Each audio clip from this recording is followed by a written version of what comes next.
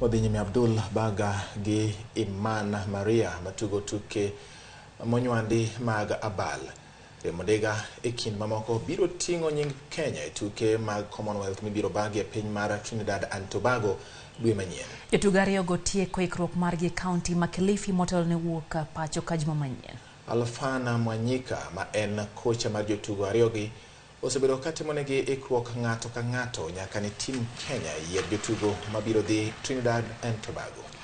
Nyakon mmoja kocha no lero ni oko obichuno tugo kara jotugo go nyaka yud loch kinde mabiro rakore gi jotugo mamoko mantiere kod lony mar ariya. En tugo mokwongo ma pinje mathoth ma Abdul gi Iman dhi tugo.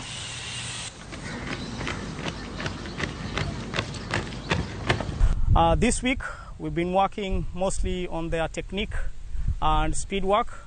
We kind of offload because the games are in 2 weeks' time, and we expect the best. My personal target is to obviously do well, get good times, improve my times from my previous races, and also learn from others, also learn about myself and where I can improve, what I've done well, and just gain that knowledge so that I can improve next time as well. It's very critical because it's not only in Africa, it's outside Africa. So for all of us our age, we're just trying to prove ourselves that we're ready to move on to the next stage, which is the elite stage. Team mare Germano loy tukegi mokwongo